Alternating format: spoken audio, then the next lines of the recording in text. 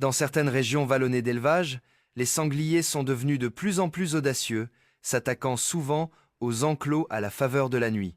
Capables de défoncer les clôtures et de blesser les chevreaux nouveau-nés, ils représentent un risque important pour les éleveurs. Une gestion rigoureuse de leur population est donc essentielle pour garantir la sécurité des animaux. Les équipes de chasse s'organisent généralement en plusieurs petites unités, chacune couvrant les sentiers connus empruntés par les sangliers. Elles progressent prudemment le long des pistes, fusil à la main et chiens de chasse déployés pour localiser et rabattre les animaux. Ces derniers sont dressés pour poursuivre et acculer les sangliers, utilisant leurs aboiements et leurs mouvements pour guider les chasseurs, tout en contrôlant les voies de fuite des animaux. Des traces fraîches, un sol remué et une végétation déracinée indiquent souvent les sentiers de prédilection des animaux. Une fois le sanglier débusqué, un tir précis permet de neutraliser la menace. Les chasseurs doivent faire preuve de précision et de détermination, car les sangliers sont rapides, forts et imprévisibles. Lors de ces chasses, les sangliers peuvent surgir de toutes parts. En terrain vallonné ou boisé, les ombres, le bruissement des feuilles et les mouvements brusques exigent une vigilance constante. Un simple moment d'inattention peut permettre à un sanglier de se réfugier dans un couvert plus dense. Un positionnement stratégique le long des pentes, dans les virages et les clairières, permet aux chasseurs d'intercepter les animaux lorsqu'ils sont rabattus par les chiens. Les opérations de chasse se poursuivent tout au long de la journée, souvent jusqu'en fin d'après-midi. Les équipes scrutent les larges sentiers, les fourrés denses et les clairières à la recherche d'animaux isolés ou égarés. Des embuscades coordonnées, menées de plusieurs côtés, garantissent qu'aucun sanglier ne puisse échapper à l'équipe. Dès qu'un animal est repéré, les chasseurs ciblent les zones vitales pour neutraliser rapidement la menace et minimiser ainsi les dégâts causés au bétail et aux cultures. Les sangliers sont extrêmement résistants et possèdent une force considérable, des défenses acérées et des sens aiguisés, ce qui en fait des adversaires redoutables. Les mâles adultes peuvent peser plus de 180 kg, et leur gabarit, leur vitesse et leur ruse exigent des chasseurs à la fois une grande habileté tactique et une discipline sans faille. Chaque rencontre requiert une analyse minutieuse, des réflexes rapides et une utilisation efficace des chiens et du terrain pour maîtriser les mouvements des animaux. Dans les régions agricoles comme le Queensland, où les terres cultivées sont vastes, les équipes de chasse adaptent leurs tactiques pour protéger les cultures et le bétail. Elles établissent des périmètres, surveillent les champs et suivent la trace des animaux dans les fourrés denses. Lorsqu'elles repèrent des sangliers, elles prennent des mesures décisives pour éviter d'autres dégâts, souvent par des tirs rapides et coordonnés. Les chasseurs doivent rester vigilants, car les sangliers peuvent surgir soudainement et tenter de fuir. Ces chasses illustrent la combinaison de préparation, de travail d'équipe et d'expertise nécessaire à une gestion efficace des populations de sangliers. Les chiens jouent un rôle essentiel dans la localisation et le guidage des animaux, tandis que les chasseurs doivent agir avec précision pour neutraliser efficacement les menaces. Ces opérations permettent de protéger le bétail et les terres agricoles et de préserver un environnement plus sûr et plus équilibré. Grâce à une planification rigoureuse, un pistage précis et une approche contrôlée, les chasseurs peuvent réduire efficacement l'impact des sangliers sur le bétail et les cultures tout en minimisant les risques inutiles. Ce processus souligne l'importance de la discipline, de l'observation et d'une réaction rapide face à ces animaux puissants et très adaptables. Dans certaines régions, les sangliers sont devenus une menace majeure pour l'agriculture, capable de causer des dégâts considérables aux cultures et aux écosystèmes. En Géorgie, par exemple, les dégâts qu'ils occasionnent chaque année sont estimés à 150 millions de dollars. Ces animaux invasifs détruisent non seulement les cultures, mais perturbent également les habitats locaux, mettant en danger des espèces indigènes comme la tortue gopher, de l'île d'Ossabo. Une gestion efficace de leur population est essentielle à la préservation de l'environnement et à la stabilité économique. Lors des opérations de chasse, les équipes repèrent stratégiquement les signes de présence des sangliers, tels que les empreintes fraîches, les fouilles et la végétation perturbée. Les grands troupeaux se rassemblent souvent en lisière de forêt ou près des champs, et une action rapide et coordonnée est indispensable pour éviter des dégâts supplémentaires. Les chasseurs se déploient généralement en plusieurs points, assurant une surveillance constante tout en utilisant des fusils et des chiens de chasse pour intercepter les animaux. Les chiens jouent un rôle crucial. Ils débusquent les sangliers, guident les chasseurs et empêchent les fuites. Les tirs sont effectués avec précision et contrôle. Chaque balle vise à neutraliser efficacement la menace, protégeant ainsi les cultures et le bétail tout en minimisant les souffrances inutiles. Ce processus repose sur un calcul minutieux, l'observation du vent et du terrain, et l'anticipation des mouvements de l'animal.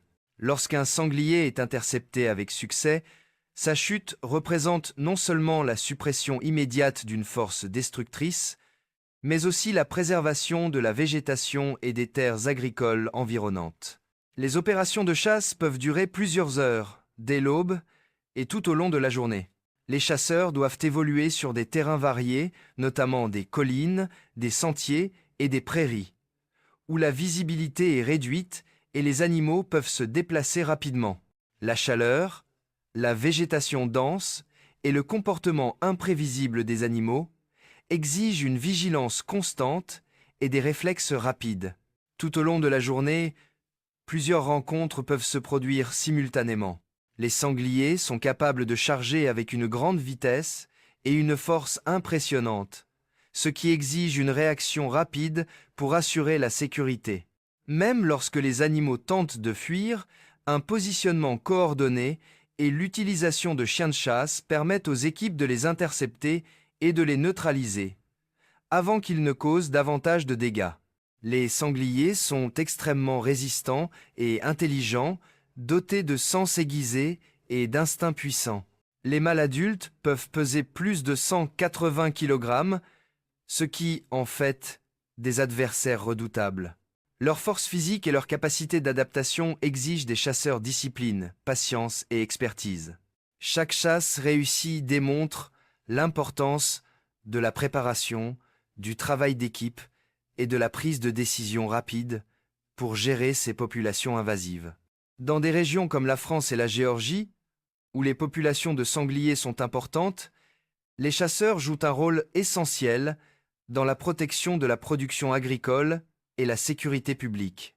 En surveillant, traquant et contrôlant systématiquement ces animaux, ils préviennent les dégâts à grande échelle et préservent l'équilibre de l'écosystème.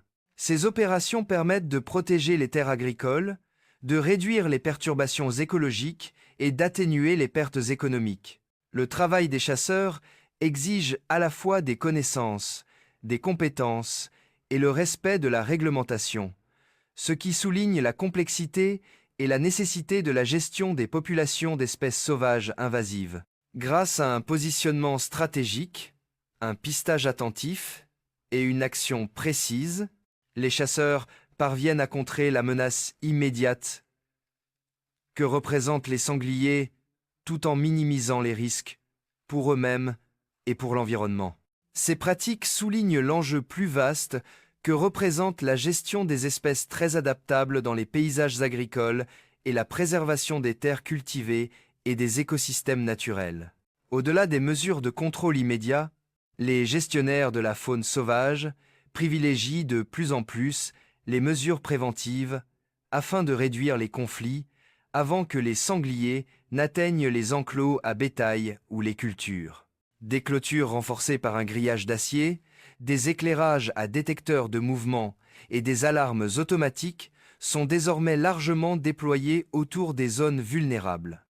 Ces systèmes agissent à la fois comme moyen de dissuasion et comme système d'alerte précoce, permettant aux agriculteurs d'anticiper les problèmes plutôt que de les subir. De plus, la modification de l'habitat devient une stratégie essentielle. En procédant à un débroussaillage sélectif près des pâturages et en créant des zones tampons entre les forêts et les terres agricoles, les autorités chargées de la faune sauvage réduisent le couvert des sangliers, rendant ainsi plus difficile leur approche discrète. La plantation stratégique de cultures peu appétissantes, comme certaines graminées ou arbustes, peut également détourner les sangliers des zones agricoles de grande valeur. La technologie joue un rôle de plus en plus important. Les drones équipés de caméras thermiques permettent aux chasseurs et aux agents de la faune de surveiller les déplacements des sangliers la nuit sans les déranger. Cette perspective aérienne facilite le suivi de la taille des troupeaux, la détection de nouvelles incursions et la planification des opérations avec un impact environnemental minimal. De plus, les colliers GPS posés sur un petit nombre d'animaux capturés fournissent des données précieuses sur leurs habitudes de déplacement, aidant ainsi à prévoir les zones de conflit potentiels. L'implication de la communauté est un autre élément essentiel. Les résidents, les agriculteurs et les chasseurs locaux collaborent désormais au sein de programmes de gestion de la faune sauvage coordonnés. Des réunions communautaires, des ateliers et des formations apprennent aux résidents à reconnaître les signes de présence de sangliers, à utiliser les dispositifs de dissuasion en toute sécurité et à participer aux efforts de pistage. Cette approche collective permet non seulement d'améliorer les délais d'intervention, mais aussi de sensibiliser aux pratiques de chasse éthiques et légales. Au-delà du contrôle physique, les chercheurs explorent des techniques de gestion de la fertilité et de réduction des populations. Des programmes d'immunocontraception, administrés par appâtage ou fléchettes hypodermiques, sont testés afin de limiter la reproduction sans recourir à des mesures létales continues. Ces initiatives visent à stabiliser les populations à long terme, réduisant ainsi la pression sur les agriculteurs tout en préservant l'équilibre écologique. De plus, les experts étudient de plus en plus le rôle écologique des sangliers. Bien qu'ils puissent causer d'importants dégâts agricoles, les sangliers contribuent également à l'aération des sols, à la dispersion des graines et à la création de micro-habitats. La compréhension de ces impacts permet aux gestionnaires d'adapter leurs interventions afin de contrôler la population sans perturber inutilement l'écosystème dans son ensemble. Les programmes de formation des chasseurs et des agents de la faune mettent désormais l'accent sur la sécurité, l'éthique et la réflexion stratégique. Les équipes sont formées à la navigation en terrain accidenté, à la réaction rapide face aux charges agressives et à l'utilisation d'outils de contrôle non létaux lorsque cela s'avère approprié. Des exercices réguliers de coordination, de communication et de stratégie d'embuscade garantissent que, même dans des situations complexes impliquant plusieurs sangliers, les opérations se déroulent de manière efficace et sûre.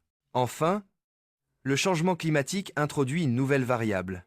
Des hivers plus doux et des régimes de précipitations modifiés peuvent pousser les sangliers à se rapprocher des zones habitées en quête de nourriture, altérant ainsi leurs déplacements habituels.